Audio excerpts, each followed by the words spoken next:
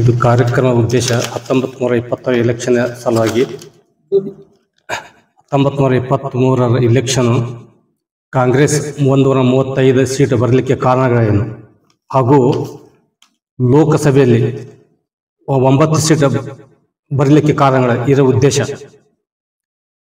135 seat ಬರಲಿಕ್ಕೆ ಕಾರಣಗಳೆಂದರೆ BS. Yediyurappa ಮುಖ್ಯಮಂತ್ರಿ ಕೆಳಗಿಳಿಸಿ ಯಾವ ವೇಳೆಯಲ್ಲಿ ಬಸವರಾಜ ಬೊಮ್ಮಾಯಿಯವರು ಮುಖ್ಯಮಂತ್ರಿ ಸ್ಥಾನ ತೆಗೆದುಕೊಂಡರು ಅಲ್ಲಿಂದ ಕೋಮಗಲಭೆಗಳು ಅತಿ ಹೆಚ್ಚಾದವು.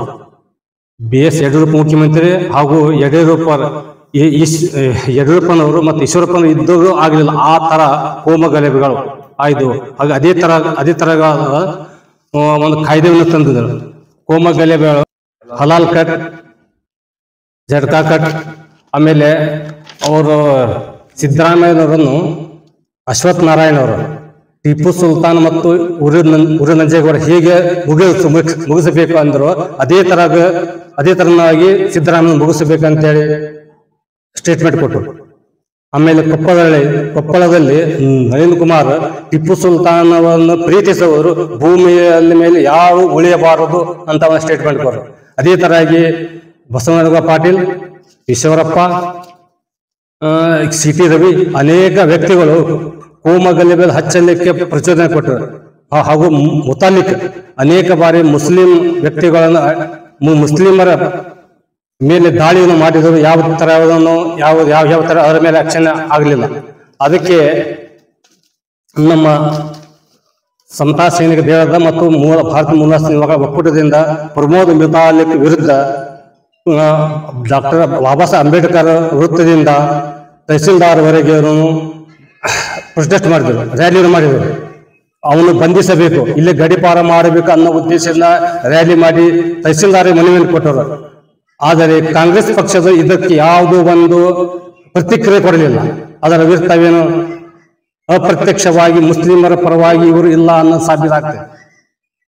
ಅದೇ ತರಗಿ ಒಂದು ನೆಟ್ಟರ್ ಅವರು 1917 ಶಿರ್ಸಿ ಒಳಗ ನೆಟ್ಟರು ಕೊಲೆ ಆಕತಿ, ಅದು ಮುಸ್ಲಿಮನ ಕೊಲೆ ಆಗದೆ ಅಂತ ಹೇಳಿ ಒಂದು ಪ್ರೊಟೆಸ್ಟ್ ಮಾಡ್ತಾರೆ.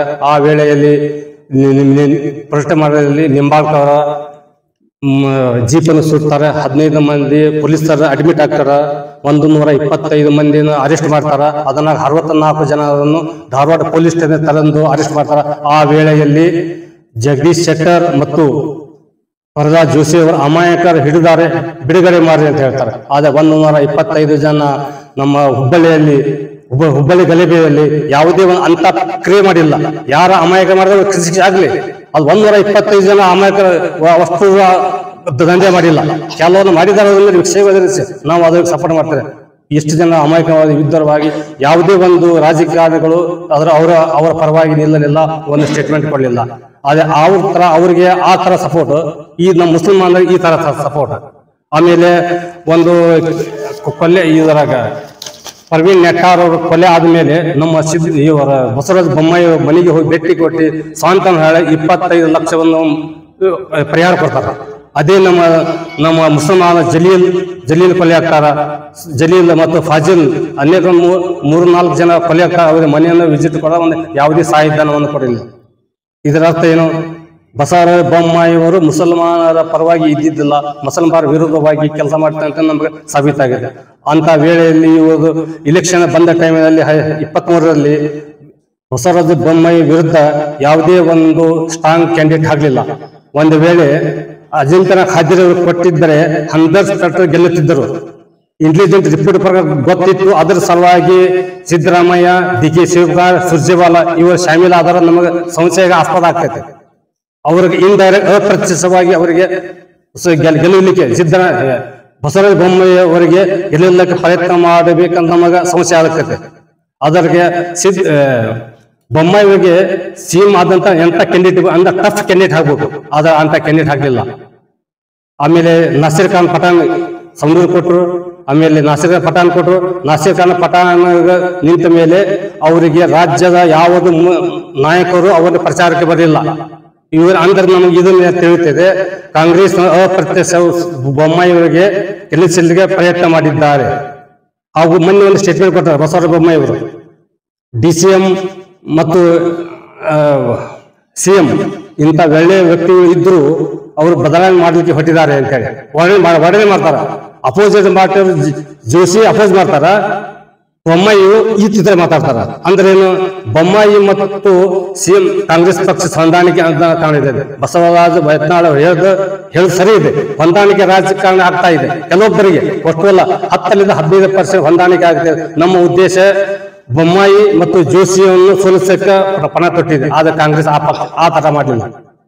ಅದಕ್ಕಾಗಿ ನಾವು 28 ಜಿಲ್ಲೆಯಲ್ಲಿ ಇವರ ಕಾಂಗ್ರೆಸ್ ಪಕ್ಷವನ್ನು ಮಾಡಿದಂತ ಬೊಮ್ಮಾಯಿ ಕರಾಳ ಕಾಯ್ದೆ ತಂದಂತ ಅಂತರ್ಜಾತೀಯ ಕರಾಳ ಕಾಯ್ದೆ, ಗೋಹತ್ಯೆ ನಿಷೇಧ, 4% ಮೀಸಲಾತಿ ತಂದಿದ್ದಾರೆ. ಎಲ್ಲಿ ಮಠ ಇವರು ಕಾಂಗ್ರೆಸ್ ಪಕ್ಷದನ್ನು ಇದು ಹಿಂದೆ ಅಲ್ಲಿ ನಾವು ಸಿದ್ದರಾಮಯ್ಯ ಹೋರಾಟ ಮಾಡಲಿಕ್ಕೆ ಅಣಿಯಾಗಿದ್ದೇವೆ. ಈಗ ನಾವು ಕರ್ನಾಟಕ ತುಂಬೆಲ್ಲ ಪ್ರಚಾರ ಮಾಡಲಿಕ್ಕೆ ತಯಾರಾಗಿದ್ದೇವೆ. ಎಲ್ಲಿ ಮಠ ಕಾಂಗ್ರೆಸ್ ಪಕ್ಷದ ನಾಲ್ಕು ಕಾಯ್ದೆಯನ್ನು ಹಿಂಬರಿದ ಅಲ್ಲಿ ಮಠ ನಮ್ಮ ಹೋರಾಟ ಇದ್ದಿದ್ದ. ಈಗ ನಾವು ಕರ್ನಾಟಕ ತುಂಬೆಲ್ಲ ಈಗ ಪ್ರಚಾರ ಮಾಡಲಿಕ್ಕೆ ಹೊಂಟಿದ್ದೇವೆ. ದೇಶದಾದ್ಯಂತ ಮತ್ತು ವಿಶೇಷವಾಗಿ ರಾಜ್ಯಾದ್ಯಂತ ರಾಜಕಾರಣ ಬಹಳ ವ್ಯವಸ್ಥಿತವಾಗಿ ಹೊಂದಾಣಿಕೆ ಮಾಡೋದ್ರ ಮೂಲಕ ಈ ದೇಶದ ಮೂಲ ನಿವಾಸಿಗಳಾದಂಥ ಭಾರತೀಯರಲ್ಲಿ, ಅದರಲ್ಲಿಯೂ ಕೂಡ ವಿಶೇಷವಾಗಿ ಅಲ್ಪಸಂಖ್ಯಾತ ಮತ್ತು ದಲಿತರನ್ನ ವ್ಯವಸ್ಥಿತವಾಗಿ ಸರ್ವನಾಶ ಮಾಡ್ತಕ್ಕಂಥ ಕುತಂತ್ರ ಮಾಡ್ತಿರೋದು ಸ್ಪಷ್ಟವಾಗಿ ಆಗಿದೆ. ಸೊ ನಮ್ಮ ಉದ್ದೇಶ ಇಷ್ಟೇ, ಈ ದೇಶದ ನಿಜವಾದ ಭೂ ಮಾಲೀಕರು, ಕೂಲಿಕಾರರು, ಕೆಲಸ ಮಾಡೋರು, ಸಂಪಾದನೆ ಮಾಡೋ ದೇಶ ಮೂಲವಾಗಿದ್ದರಿಂದ ಡಾಕ್ಟರ್ ಬಾಬಾ ಸಾಹೇಬ್ ಅಂಬೇಡ್ಕರ್ ಕೊಟ್ಟಂತ ಪ್ರಜಾಪ್ರಭುತ್ವ ವ್ಯವಸ್ಥೆಯನ್ನು ದಮನ ಮಾಡ್ತಕ್ಕಂಥ ವ್ಯವಸ್ಥೆಗೆ ನಾವು ಪರಿಹಾರ ಕಂಡುಕೋಬೇಕಾಗಿದೆ. ಅದು ಕಂಡುಕೋಬೇಕಾದ್ರೆ ಈ ದೇಶದ ಮೂಲ ನಿವಾಸಿಗಳಂತ SC ST ಅಲ್ಪಸಂಖ್ಯಾತರು ಒಕ್ಕಟ್ಟಾಗಿ ಬಾಬಾ ಸಾಹೇಬ್ ಕೊಟ್ಟಂತ ಈ ಮತದಾನವನ್ನ ಸರಿಯಾಗಿ ಬಳಕೆ ಮಾಡಿಕೊಂಡು 1 man 1 vote 1 ಇರ್ತಕ್ಕಂಥ ಮತಕ್ಕೆ ನಾವು ಒಳ್ಳೆ ಆಸ್ಪದ ಕೊಡೋದ್ರ ಮೂಲಕ ಚುನಾವಣೆ ಬಂದಾಗ ನಮ್ಮ ಹೋತುಗಳನ್ನು ಕರೆಕ್ಟ್ ಆಗಿ ಮತದಾನ ಮಾಡಿದ್ರೆ ಈ ದೇಶಕ್ಕೆ ತಕ್ಕಂತ ಬಹುಸಂಖ್ಯಾತರಾದಂತಹ SC ST ಮತ್ತು ಅಲ್ಪಸಂಖ್ಯಾತರು ಈ ರಾಜ್ಯ ಭಾರವನ್ನು ಮಾಡಲಿಕ್ಕೆ ಎಲ್ಲ ಯೋಗ್ಯತೆಯನ್ನು ಪಡ್ಕೊಳ್ತಕ್ಕಂಥ ಶಕ್ತಿ ಸಾಮರ್ಥ್ಯ ಇದ್ದಾಗಿಯೂ ಸಹಿತ ಈ ಮೂಲ ನಿವಾಸಿಗಳು ರಾಜಕಾರಣದ ಬಗ್ಗೆ ಅಷ್ಟೊಂದು ಗಮನ ಹರಿಸದೇ ಇರೋದ್ರಿಂದ ಅಥವಾ ರಾಜಕೀಯ ಕುತಂತ್ರಗಳನ್ನ ಸರಿಯಾಗಿ ತಿಳಿದುಕೊಂಡಿರೋದ್ರಿಂದ ಇಲ್ಲಿರ್ತಕ್ಕಂಥ ಅಲ್ಪಸಂಖ್ಯಾತರು ಬಹುಸಂಖ್ಯಾತರ ಮೇಲೆ ಬಹಳ ವ್ಯವಸ್ಥಿತವಾಗಿ ದಾಳಿ ಮಾಡ್ತಕ್ಕಂಥದ್ದು ಇವತ್ತು ಎಲ್ಲಾ ರಂಗದಲ್ಲಿ ಸ್ಪಷ್ಟವಾಗಿ ಕಂಡು ಬರ್ತಾ ಇದೆ. ಸೊ ಈ ಕಾರಣಕ್ಕಾಗಿ ನಾವೆಲ್ಲರೂ ಇವತ್ತು ಈ ನಾಡಿನ ಮೂಲ ನಿವಾಸಿಗಳು ಒಕ್ಕಟ್ಟಾಗಿ ಮುಂಬರುವ ದಿನಗಳಲ್ಲಿ ಪ್ರಜಾಪ್ರಭುತ್ವ ವ್ಯವಸ್ಥೆಯನ್ನ, ಮತದಾನವನ್ನ ವ್ಯವಸ್ಥಿತವಾಗಿ ಅರ್ಥ ಮಾಡ್ಕೊಳ್ಳೋದ್ರ ಮೂಲಕ, ಚುನಾವಣೆ ಬಂದಾಗ ಅವನ್ನ ಸರಿಯಾಗಿ ಚಲಾವಣೆ ಮಾಡೋದ್ರ ಮೂಲಕ ಈ ದೇಶದ ಬಹುಸಂಖ್ಯಾತರಾದಂತಹ ಮೂಲ ನಿವಾಸಿಗಳು ನಾವು ನಮ್ಮ ಓಟು ನಮಗೆ ಅಂತಕ್ಕಂಥ ಅಧಿಕಾರವನ್ನ ಪಡ್ಕೊಳ್ಳಿಕ್ಕೆ ಈ ಮೂಲ ನಿವಾಸಿಗಳನ್ನ ಜಾಗೃತಿಗೊಳಿಸಿ ಸದೃಢನಾಗಿ ಮಾಡಿ ವ್ಯವಸ್ಥಿತ ಹೋರಾಟ ಮಾಡೋದ್ರ ಮೂಲಕ ನಮ್ಮ ಹಕ್ಕುಗಳು ಪಡ್ಕೊಂಡು ನಮ್ಮನ್ನು ನಾವು ಆಳ್ಕೊತಕ್ಕಂಥ Baba Saheb Ambedkar by the people of the people for people ಡೆಮಾಕ್ರಸಿಯನ್ನ ಜಾರಿಗೆ ತಂದದ್ದಾದ್ರೆ ನಾವು ಯಾರ ಮುಂದೆ ಅಳುಕು ಅಂಜಿಕೆಯನ್ನ ಪ್ರದರ್ಶನ ಮಾಡೋ ಅಗತ್ಯ ಇಲ್ಲ.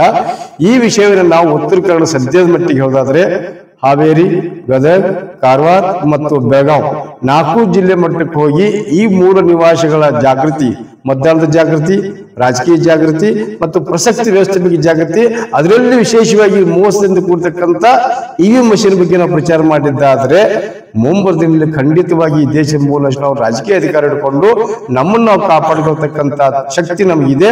ಅದನ್ನ ಮಾಡಬೇಕು ಅಂತ ಹೇಳೋದೇ ಈ ಮೂಲ ನಿವಾಸಿಗಳ ಇಂದಿನ ಸಭೆಯ ಸ್ಪಷ್ಟವಾದ ಉದ್ದೇಶ. ಲಕ್ಷ್ಮಣ ಬಕ್ಕಾಯಿ, ಜಿಲ್ಲಾಧ್ಯಕ್ಷರು, ಉತ್ತರ ಕರ್ನಾಟಕ ಹೋರಾಟ ವೇದಿಕೆ. ಜೈ ಭೀಮ್, ಜೈ ಭಾರತ್.